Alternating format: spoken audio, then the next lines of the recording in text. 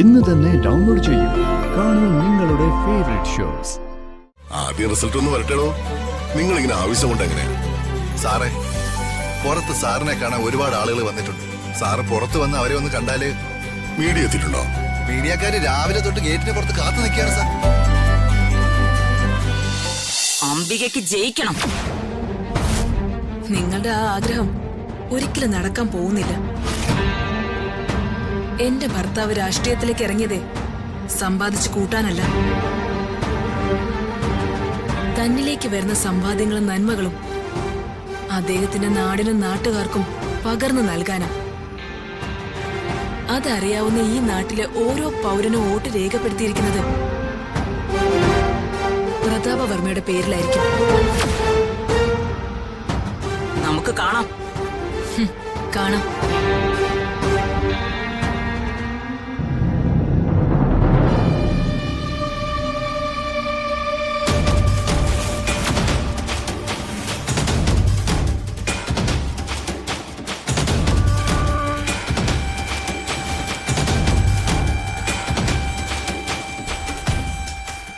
എടാ, റിസൾട്ട് വരാൻ പോവാ.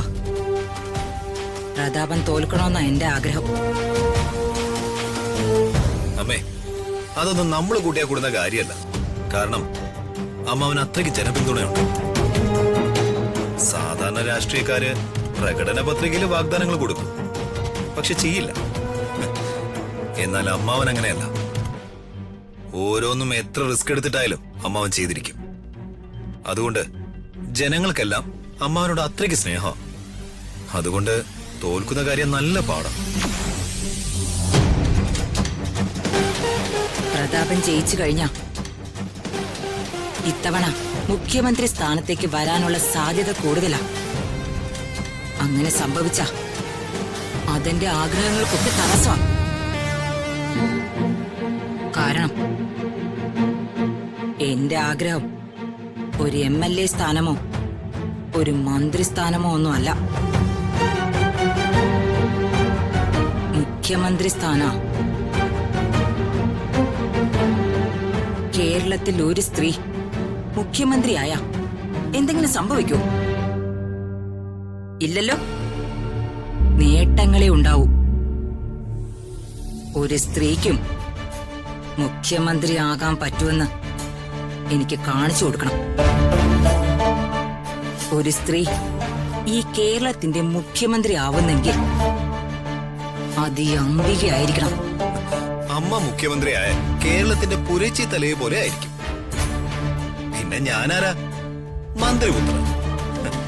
വെറും മന്ത്രിപുത്രനല്ല, മുഖ്യമന്ത്രിപുത്രൻ.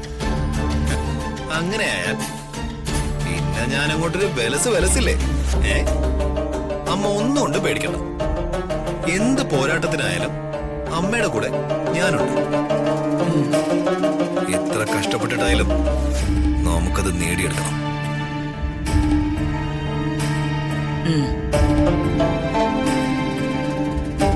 നേടണം, നേടിയെടുക്കണം.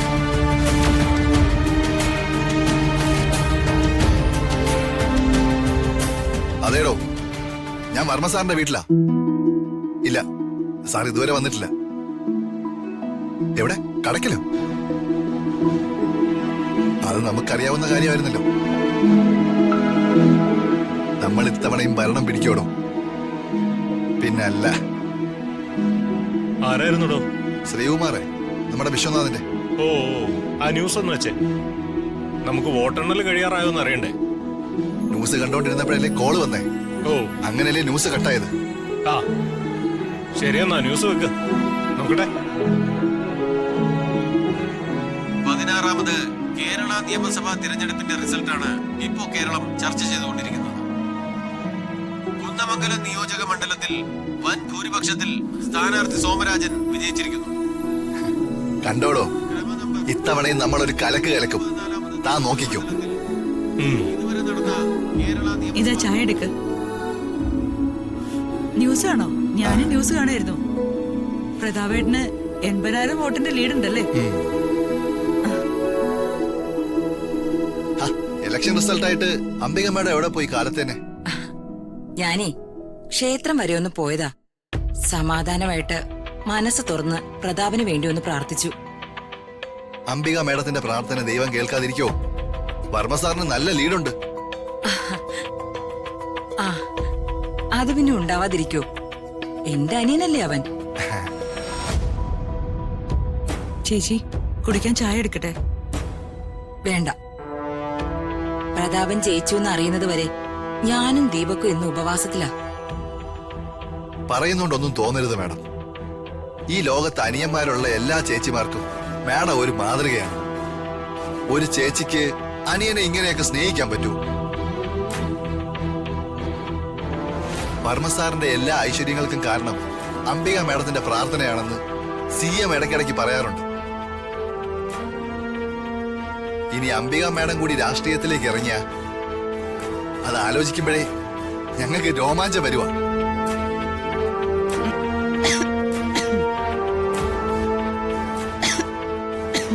അല്ല എന്താ യാമിനി ഒരു ചുമ?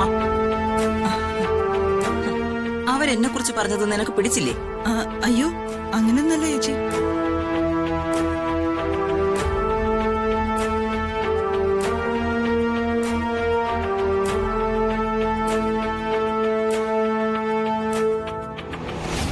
അമ്മേ മതി, ദേ അമ്മാവൻ ഇറങ്ങി വരുന്നുണ്ട്. വെറുതെ ഒരു ഇഷ്യൂ ഉണ്ടാക്കണ്ട.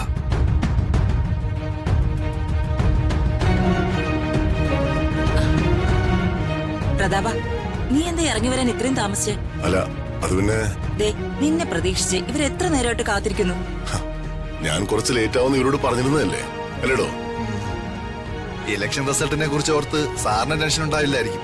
പക്ഷെ ഞങ്ങൾക്ക് വീട്ടിലിരുന്നിട്ട് ഉറപ്പ് വരണ്ടേ സാറേ? അല്ലേടോ? ലീഡിങ് എത്രയുണ്ട്? 80,000-ന് മുകളിലുണ്ട് സാർ.